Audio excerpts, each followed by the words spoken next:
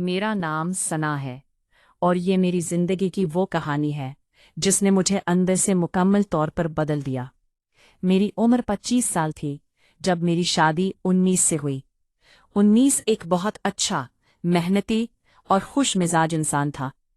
वो मुझे बहुत चाहता था और मैं भी उससे दिल से मोहब्बत करती थी। हमारी शादी के शुरू के दिन बहुत खूबसूरत थे। हम एक दूसरे के साथ खुश थे और हमारी जिंदगी सुकून से गुजर रही थी। 19 का एक बहुत करीबी दोस्त था जिसका नाम आबिद था। उन दोनों की दोस्ती इतनी गहरी थी कि लोग मिसालें देते थे कि अगर दोस्ती हो तो 19 और आबिद जैसी हो।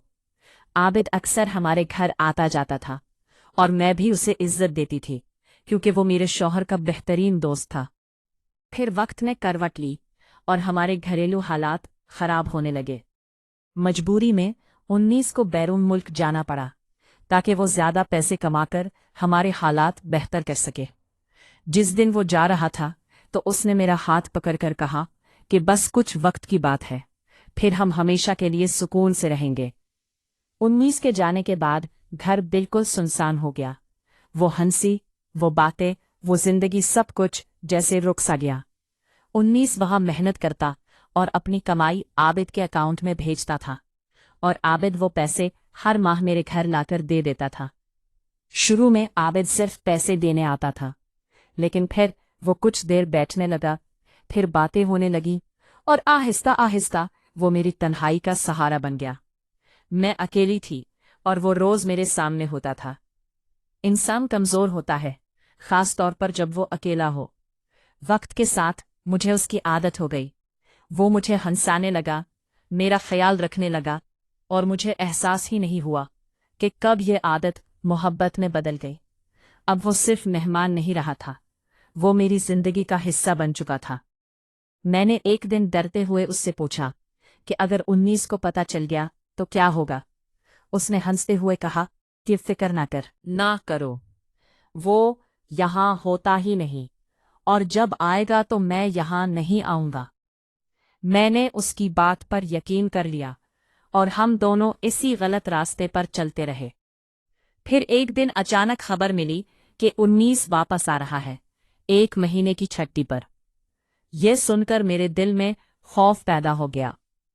जब वो घर आया तो वो वैसा ही था जैसे पहले था, मोहब्बत करने वाला, ख्याल रखने वाला। उसे कुछ मालूम नहीं था, या शायद मैं यही समझ रही थी। वो 1 महीना हमारे साथ रहा और मैं हर लम्हा डरती रही कि ही उसे सब कुछ पता न चल जाए। फिर उसकी वापसी का दिन आ गया। उसने आबिद को फोन किया और कहा कि वो उसे एयरपोर्ट छोड़ आए। रात के वक्त आबिद उसे छोड़ने गया। एयरपोर्ट पर 19 ने कहा कि तुम वापस चले जाओ, मैं खुद चला जाऊंगा। आबिद वापस आ गया और सीधा मेरे पास आ गया। उसने आकर कहा कि अब तुम्हारा शौहर चला गया है, अब हम फिर से साथ रहेंगे। मैं खामोश रही, मगर शायद मेरे दिल में भी यही ख्वाहिश थी। मगर इसी रात एक ऐसा वाकया हुआ जिसने सब कुछ बदल दिया। 19 की फ्लाइट कैंसिल हो गई और वो वापस आ गया। उसने दरवाजा नहीं खटखटाया, बल्कि दीवार फैलाकर अंदर आया। कमरे की लाइट जल रही थी और हम दोनों एक ही बिस्तर पर थे। उसने हमें देख लिया, मगर हम दोनों को कुछ मालूम न हुआ। वो खामोशी से दूसरे कमरे में जाकर सो गया। सुबह जब मैं उठी और उसे देखा तो मेरे पैरों तले जमीन निकल गई। मैं समझ गई कि वो सब कुछ देख चुका है। मैंने डरते हुए उससे पूछा कि आप कब आए और दरवाजा क्यों नहीं खटखटाया। उसने बिल्कुल नॉर्मल अंदाज में कहा कि तुम सो रही होगी, इसलिए मैंने मुनासिब नहीं समझा तुम्हें जगाना। उसके चेहरे पर कोई गुस्सा नहीं था और यही बात मुझे अंदर से डरा रही थी।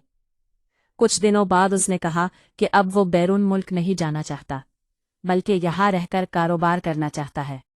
मुझे लगा शायद वो सब कुछ भूल चुका है, लेकिन हकीकत में वो खामोशी से बदला लेने की तैयारी कर रहा था। उसने आबिद को अपने करीब रखा और आहिस्ता आहिस्ता उसे नशे की आदत लगा दी। पहले थोड़ा, फिर ज्यादा, और फिर आबिद उसका आदी हो गया। वो लड़का जो कभी खुश और जिंदा दिल था, अब बर्बाद होने लगा। एक दिन 19 ने मुझसे कहा कि मेरे साथ चलो। میں اس کے ساتھ گئی تو اس نے مجھے ایک جگہ لے جا کر دکھایا جہاں عابد گٹر کے پاس پڑا ہوا تھا، نشے میں ڈوبا ہوا، بے حال اور گندا۔ میں اسے پہچان کر بھی پہچان نہیں پا رہی تھی۔ 19 نے میری طرف دیکھا اور کہا کہ یہ ہے تمہاری محبت۔ پھر اس نے سرد لہجے میں کہا کہ میں تمہیں طلاق دیتا ہوں، اب تم اس کے ساتھ رہو۔ میرے آنسو رکنے کا نام نہیں لے رہے تھے۔ میں نے اس سے کہا کہ اگر آپ نے سب کچھ دیکھ لیا تھا تو پہلے ایسا کیوں نہیں کیا؟